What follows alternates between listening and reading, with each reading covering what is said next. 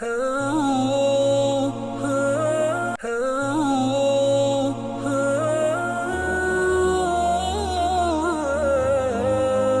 புனித மஸ்ஜித் அக்ஸாவுடைய ஹுத்பாவை ஷேக் முஹம்மது சலீம் அஹமது அலி அவர்கள் நிகழ்த்தியிருந்தார்கள். ஹுத்பாவின் தலைப்பு ஹஜ்ஜின் மூலமாக நாங்கள் பெற வேண்டிய படிப்பினைகளும் இந்த பிலஸ்தீன் வாழ் மக்களுக்கான சில புத்திமதிகளும் என்பதாகும். அல்லாஹ்வை புகழ்ந்து ஸல்லல்லாஹு அலைஹி வஸல்லம் அவர்கள் ஸலவாத்து ஸலாம் சொன்னதற்கு பின்னால், தக்வாவை வலியுறுத்தியதன் பின்னால், அல்லாஹ்வுடைய அடியார்களே,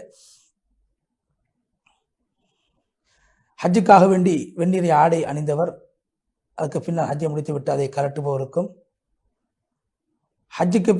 அதே போன்று ஹஜ்ஜுக்காக வேண்டி வெந்நீரை ஆடை அணிந்து அந்த ஆடையோடு கஃன் செய்யப்பட்டவருக்கும் இடையிலே வித்தியாசம் இருக்கிறது. அல்லாஹ் ஹதீஸுல் குதுஸிலே கியாமத்துடைய நாளையில் அல்லாஹ் சொல்வதாக சொல்லப்படுகிறது. அல்லாஹ் சொல்வான், சொர்க்கவாதிகளை பார்த்து, நீங்கள் உங்களுக்கு ஆரோக்கியம் கிடைக்கும், உங்களுக்கு நோயே கிடையாது, உங்களுக்கு வாழ்வுதான் மரணம் கிடையாது, உங்களுக்கு வாலிபமே தான், உங்களுக்கு வயோதிகம் கிடையாது, உங்களுக்கு இன்பமே தான், உங்களுக்கு இங்கே துன்பம் கிடையாது என்று அல்லாஹ் சொர்க்கவாதிகளை பார்த்து சொல்வான். எனவே இந்த உலகத்துடைய வாழ்க்கை அழியக்கூடியதாக இருக்கிறது. அல்லாஹு தஆலா எப்போதுமே உயர்ந்த விடயங்களை விரும்புகின்றான், தாழ்ந்த விடயங்களை வெறுக்குகின்றான். அதே போன்று முஸ்லிம்களே, இன்று உயர்ந்த விடயங்களில் ஒன்றுதான் மனித சமுதாயத்தை நாச காரியங்களை விட்டும் அவர்களை வெளியாக்கி நல்ல காரியங்களை பக்கம் அவர்களை கொண்டு வருவது. அதே போன்று மனிதர்களுக்கு நீங்கள் அடிமைகளாக வாழ்வது ஒரு கீழ்த்தரமான விடயமாகும். நபி ஸல்லல்லாஹு அலைஹி வஸல்லம் உலகத்தில் நேர்வழியை நீதத்தை சமாதானத்தை உலகத்தில் பரப்பினவங்க. நபி ஸல்லல்லாஹு அலைஹி வஸல்லம் அவங்களுடைய மார்க்கம் அது அது அந்த அந்த மார்க்கத்தை தான் பின்பற்றுவதற்காகத்தான் ஹஜ்ஜுடைய அமல் செய்யப்படுகிறது. அல்லாஹு தஆலா நபி ஸல்லல்லாஹு அலைஹி வஸல்லம் அவர்களை மீது அல்லாஹு தஆலா ஸலவாத்து ஸலாம் சொல்ல வேண்டும் என்று சொல்லி, அல்லாஹ்வுடைய அடியார்களே, பிலஸ்தீனுடைய ஹாஜிகளே, உங்களுடைய ஹஜ்ஜுகளை அல்லாஹ் ஏற்றுக்கொள்ள வேண்டும் என்று அல்லாஹ்விடத்தில் நாங்கள் துவா செய்கிறோம். நீங்கள் செலவழித்தது அல்லாஹ் உங்களுக்கு மீண்டும் தர வேண்டும் என்று அல்லாஹ்விடத்தில் துவா செய்கின்றோம். அல்லாஹ் உங்களுடைய ஏடுகளை வெள்ளையாக, பாவமற்ற ஏடுகளாக அல்லாஹ் ஆக்க வேண்டும். அந்த ஏடுகளை நீங்கள் பாவங்களை கொண்டு அழித்து விட வேண்டாம், வெண்மையாக வைத்துக் கொள்ளுங்கள். எனவே அதே போன்று மனிதர்களுக்கு செய்ய வேண்டிய அநியாயங்களில், மனிதர்களுக்கு ஏதாவது அநியாயங்கள் நீங்கள் செய்திருந்தால் அது உங்களுடைய ஹஜ்ஜி மூலமாக மன்னிக்கப்பட மாட்டாது. அந்த அநியாயங்களை நீங்கள் மக்களிடத்தில் சென்று அதற்கான பரிகாரங்களை பெற்றுக்கொள்ள வேண்டும். எனவே ஏற்றுக்கொள்ளப்பட்ட ஹஜ்ஜுடைய அடையாளம், ஒரு மனிதன் மற்றவர்களுடைய ஏதாவது சொத்தை அபகரித்திருந்தால் அதை திருப்பி கொண்டு போய் கொடுக்க வேண்டும். உரியவர்களுக்கு உரிய ஹக்கு கொடுக்கப்பட வேண்டும். அல்லாஹ் குர்ஆனில் சொல்கிறான், ஹஜ்ஜுடைய விஷயங்களை பற்றி வருகின்ற போது, அல்லாஹ் பயந்து கொள்ளுங்கள், அல்லாஹ் கடுமையாக தண்டிக்கக்கூடியவனாக இருக்கிறான். எனவே இந்த வசியத்தை நீங்கள் எடுத்துக்கொள்ளுங்கள், பற்றி பிடித்துக் கொள்ளுங்கள், உங்களுடைய மார்க்கத்தை பற்றி பிடித்துக் கொள்ளுங்கள். அநியாயம் செய்ய வேண்டாம், அநியாயம் செய்திருந்தால் செய்தவரிடத்தில் சென்று மன்னிப்பு கேட்டுக் கொள்ளுங்கள். அல்லாஹ்வுடைய அடியார்களே, இந்த வருடம் ஹஜ்ஜுக்காக வேண்டி கிட்டத்தட்ட 20 லட்சம் பேர்கள் வந்திருந்தார்கள். எல்லா பிரதேசங்களிலிருந்து வந்திருந்தார்கள். உண்மையிலே இந்த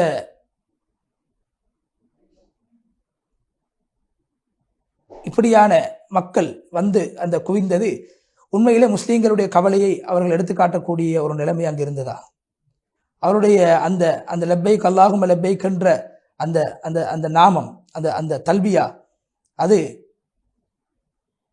அல்லாஹ் யார் அவனுடைய அழைப்பை நான் ஏற்று வந்திருக்கிறேன் என்ற அந்த வார்த்தை, அது உலகத்திலே சோதிக்கப்படக்கூடிய, அநியாயம் செய்யப்படக்கூடிய இந்த பிலஸ்தீன் மக்களுடைய அழுகுரலுக்கு நாங்கள் பதில் கொடுக்கவும், அதுக்கு நாங்கள் பதில் கொடுக்கிறோம், அதுக்கு நாங்கள் உதவி செய்கிறோம் என்பதை எடுத்து காட்டுகிறதா?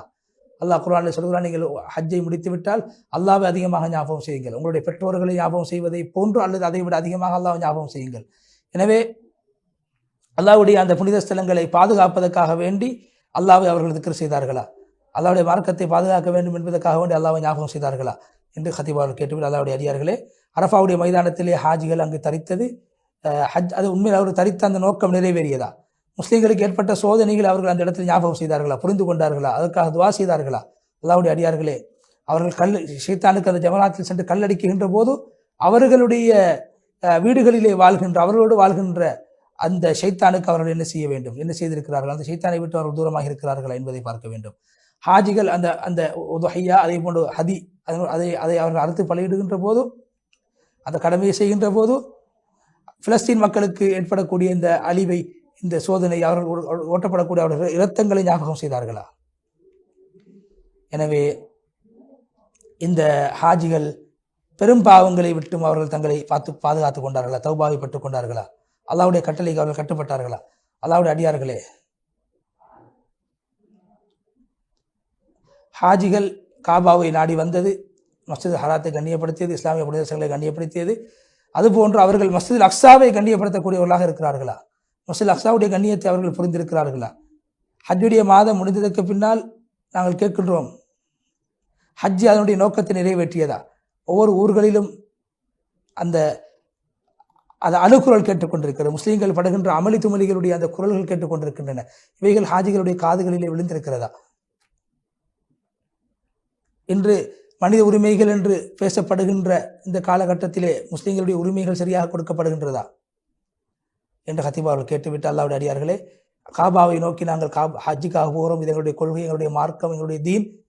ஆனால் எங்களுடைய அந்த மார்க்க அடையாளங்கள், மார்க்க அனுஷ்டானங்கள் இப்படியான இடங்களை கண்ணியப்படுத்துவதை கொண்டுதான் பரிபூர்ணம் அடையும். அதே போன்று மஸ்ஜித் அக்ஸாவை நாங்கள் கண்ணியப்படுத்த வேண்டும். அதுவும் அதுக்காக வேண்டி அங்கு செல்வது, அங்கு வணங்குவது, அங்கு இபாதத்தில் ஈடுபடுவது ஒரு இபாதத்தாக, ஒரு கொள்கையாக அது கருதப்படுகிறது. ஒரு முஸ்லீமுடைய அந்த மார்க்க ஈமானிய உணர்வு பூர்த்தியாக வேண்டுமாக இருந்தால் அவர் காபாவை மதிப்பதை போன்று அல்லாஹ்வுடைய மாளிகை மஸ்ஜித் அக்ஸாவை மதிக்கக்கூடியவராக அவர் மாற வேண்டும்.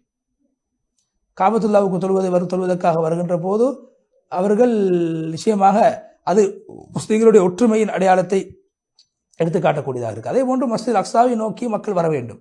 அது முஸ்லீம்களுடைய அடையாளத்தை வெளிப்படுத்தக்கூடிய ஒன்றாக அமையும். அல்லாஹ்வுடைய அடியார்கள் இப்னு அசீர் ரஹ்மத்துல்லாஹி அலைஹி அவர்கள் வரலாற்று ஆசிரியர் சொல்கிறார்கள், சில முஸ்லீம்கள் பைத்துல் மக்திஸ் அந்த பிரதேசத்துக்கு வந்த நேரத்திலே அந்த நேரத்திலே கிறிஸ்தவர்கள் அந்த பகுதியை ஆண்டு கொண்டிருந்தார்கள். அப்போது அந்த கிறிஸ்தவர்கள் சொல்லக்கூடியவர்களாக இருந்தார்கள். நூருத்தீன் மஹ்மூத் ஜன்கி என்று சொல்லக்கூடிய அந்த இஸ்லாமிய ஒரு போர் தளபதி, அவரை பற்றி அந்த கிறிஸ்தவர்கள் பேசிக்கொண்டிருந்தார். என்ன பேசினார்கள் என்றால், நாங்கள் அந்த நூருத்தீன் ஜன்கி அவர்கள் வெற்றி அடைவதற்கான காரணம் அவரிடத்தில் இருக்கக்கூடிய படை பலம் அல்ல, ஆயுத பலங்கள் அல்ல, மாறாக அவர் இரவிலே அல்லாஹ்வுக்கு முன்னால் நின்று கொண்டு அவர் தொழுகிறார், தஹஜ்ஜுத் தொழுகிறார். அந்த தொழுகை தான் அவர்களுக்கு வெற்றியை கொடுக்கிறது, எங்களுக்கு தோல்வி அளிக்கிறது, அவருடைய இறைவன் அவர்களுக்கு உதவி செய்கிறான் என்று அந்த கிறிஸ்தவ மக்கள் பேசுவதை முஸ்லீம்கள் கேட்டார்கள். எனவே இப்னு அசீர் ரஹ்மத்துல்லாஹி அலைஹி இந்த சம்பவத்தை சொல்லிவிட்டு சொல்கிறார்கள், முஸ்லீம் அல்லாதவர்களே சொல்கிறார்களாம், இந்த நூருத்தீன் ஜன்கி என்பவர் ஒரு இஸ்லாமிய ஒரு சாலிஹான மனிதர், அல்லாஹ் அவருக்கு அவருடைய தொழுகையுடைய பரக்கத்தால் உதவி செய்வான் என்பதை முஸ்லீம் அல்லாதவர்களே ஏற்றுக்கொண்டார்கள். ஆனால் இன்று எங்கே தஹஜ்ஜுத் தொழக்கூடிய, அல்லாஹ்வை பயப்படக்கூடிய, அல்லாஹ்வுக்கு முன்னால் கை நீட்டி துவா செய்யக்கூடிய தலைவர்களை இன்று காண முடியுமா? ஏன் ஒரு கவிதையை சொல்கிறார்கள், நாங்கள் ஒன்றை சொல்ல விரும்புகிறோம், உயிருள்ள ஒருவரை நீ அழைத்தால் உன்னுடைய அழைப்புக்கு அவர் பதில் தருவார். எனவே நீ அழைப்பவருக்கு உயிர் இல்லை என்றால் உன்னுடைய அழைப்பில் எந்த பயணம் கிடையாது. ஏன்னா எவ்வளவு சொன்னாலும் மாற்றங்கள் வருவதில்லை என்பதை ஹத்தீப் அவர்கள் ஞாபகப்படுத்தார். அல்லாஹ்வுடைய அடியார்களை உமர் ரலியல்லாஹு தஆலா அன்ஹு அவர்கள் ஹஜ்ஜுடைய காலகட்டத்திலே அவர்களுடைய ஆட்சியாளர்களிடத்திலே, அவருடைய கவர்னரிடத்திலே கேட்பார்களாம், முஸ்லீம்களுடைய நாடுகளை பற்றி, முஸ்லீம்களுடைய நிலைமைகளை பற்றியெல்லாம் விசாரிப்பார்களாம். இன்று எங்களுடைய அரபுலகம், அரபிய அரசியல்வாதிகள், தலைவர்கள் என்ன செய்து கொண்டிருக்கிறார்கள்? முஸ்லீம்களுடைய விடயத்திலே கவனம் இல்லாமல் வாழ்ந்து கொண்டிருக்கிறார்கள். முஸ்லீம் சமூகம் இம்சிக்கப்படுகிறது, துன்புறுத்தப்படுகிறது. இவைகளை பார்த்து அவர்கள் கணக்கில்லாமல் இருக்கிறார்கள். அரபிய ஆட்சியாளர்களே, முஸ்லீம்களே, அல்லாஹ்வை பயப்படக்கூடிய நேரம் இன்னும் உங்களுக்கு வரவில்லையா? குர்ஆன் சுன்னாவை என்ற அந்த கொடியை ஏந்தக்கூடிய நேரம் இன்னும் வரவில்லையா? முழு சமூகமும் ஒற்றுமையின் பக்கம் தேவையுள்ளவர்களாக இருக்கிறார்கள். அல்லாஹ்வுடைய அடியார்களே, நடைமுறையை நன்றாக பாருங்கள், நடைமுறையோடு நீங்கள் சேர்ந்து வாழுங்கள். சூரத்துல் ஃபாத்திஹாவை ஓதுவதை போன்ற தொழுகையிலே நீங்கள் எங்களுடைய வாக்கை என்று சொல்லுவோம் நடைமுறையை, தற்காலத்தை, சமகாலத்தை நீங்கள் படிக்க வேண்டும். முஸ்லீம்களே, உங்களுடைய மார்க்கம் அதுதான் உங்களுக்கு முதன்மைப்படுத்தப்பட வேண்டிய ஒன்று. மார்க்கத்தை தான் நீங்கள் அதுதான் உங்களை பாதுகாக்கக்கூடிய கோட்டையாக இருக்கிறது. அல்லாஹ் குர்ஆனில் சொல்கிறான், அல்லாஹ் இடத்தில் உங்களுக்கு ஒளியும் தெளிவான வேதம் வந்திருக்கிறது, அதன் மூலமாக அல்லாஹ் நாடக்கூடியவர்களுக்கு அல்லாஹ் நேர்வழி காட்டுவான். சூரா அல் மாயிதா 15-16 வசனம். அல்லாஹ்வுடைய அடியார்கள் முஸ்லீம்களே, இன்று சமூகம், எங்களுடைய முஸ்லீம்கள் சில பேர் அநியாயக்காரர்களுக்கு பின்னால் சென்று கொண்டிருக்கிறார்கள். உங்களுடைய காதுகளுக்கு பின்வரக்கூடிய குர்ஆனுடைய வசனம் விழவில்லையா? அநியாயம் செய்தவர்களின் பக்கம் நீங்கள் செல்ல வேண்டாம், நீங்கள் நரகம் சென்று விடுவீர்கள். அல்லாஹ்வை தவிர உங்களுக்கு உதவி செய்யக்கூடியவர்கள் யாரும் இல்லை. அப்படி நீங்கள் அநியாயக்காரர்களுக்கு பின்னால் சென்றால் உங்களுக்கு அல்லாஹ்வுடைய உதவி கிடைக்க மாட்டார். சூரா ஹூத் 113 வசனம். அல்லாஹ்வுடைய அடியார்களே, அல்லாஹ்வுடைய கயிற்றை காஃபிர்களுடைய கயிற்றை கொடுத்து அதை மாற்றிவிட வேண்டாம். நபி ஸல்லல்லாஹு அலைஹி வஸல்லம் அவருடைய கயிற்றை காஃபிர்களுடைய கயிற்றின் மூலமாக நீங்கள் மாற்றிவிட வேண்டாம். நபி ஸல்லல்லாஹு அலைஹி வஸல்லம் அவருடைய மார்க்கத்தை பட்டிப்பிடித்துக் கொள்ளுங்கள், அவர்கள் பயணித்த பாதையிலே பயணியுங்கள். சூரா ஆல இம்ரான் 149-150 வசனம். ஈமான் கொண்டவர்களே, நீங்கள் அல்லாஹ்வுக்கு கட்டுப்பட்டால், இல்லை நீங்கள் காஃபிர்களுக்கு கட்டுப்பட்டால் அவர்கள் உங்களை வழி தவற செய்து விடுவார்கள், நீங்கள் நஷ்டவாளிகளாக மாறிவிடுவீர்கள். அல்லாஹ் உங்களுடைய தலைவனாக இருக்கிறான், அவன் உதவி செய்யக்கூடியவர்களை மிக சிறந்தவனாக இருக்கிறான். என்னுடைய மார்க்கம் ஒன்று, என்னுடைய கபலாவும் ஒன்று, என்னுடைய வேதமும் ஒன்று. எனவே நாங்கள் ஏன் பிரிந்து காணப்பட வேண்டும்? ஏன் நாங்கள் பிரிந்து வாழ வேண்டும்? ஒற்றுமை இல்லாமல் ஏன் வாழ வேண்டும்? அது ஷைத்தானுடைய பழக்கம், ஒற்றுமையை சீர் உழைப்பது. ஷைத்தான் உங்களுடைய விரோதியாக இருக்கிறான், அவனை நீங்கள் உங்களுடைய விரோதியாக எடுங்கள். சூரா ஃபாத்திர் 6ஆம் வசனம்.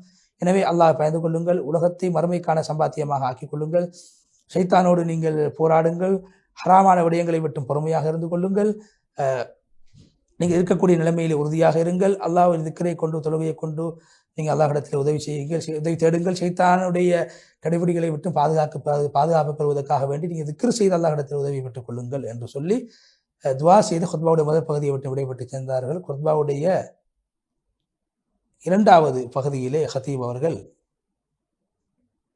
மிக சுருக்கமாக அல்லாஹ்வை புகழ்ந்து தக்வாவை வலியுறுத்தியதன் பின்பு ஹாஜிகள் காபாவுக்குள்ளால், அந்த காபாவை தவாஃப் செய்யக்கூடிய இடத்துக்குள்ளால் நிற்கின்ற போது முஸ்லீம்கள் தொழுகையிலே கிப்லாவின் பக்கம் அவர்கள் முன்னோக்குகின்ற போது அவர்களுக்கு ஞாபகம் வர வேண்டும், முஸ்லீம்களுக்கு கொடுக்கப்படுகின்ற தண்டனைகள், இந்த உலகத்தில் வழங்கப்படக்கூடிய சோதனைகள், அவைகளை அவர்கள் கஸாவை ஞாபகப்படுத்த வேண்டும்.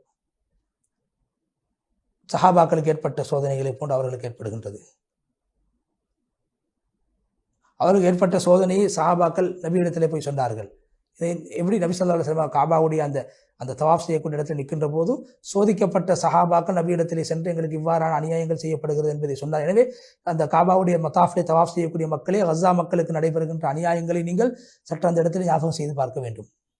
அதனால் நபி ஸல்லல்லாஹு அலைஹி வஸல்லம் சொன்னார், நிச்சயமாக முஸ்லீம்களுக்கு வெற்றி கிடைக்கும், பொறுமையாக இருக்கிற முஸ்லீம்களை நபி ஸல்லல்லாஹு அலைஹி வஸல்லம் அவர்கள் ஆறுதல் படுத்தினார்கள்.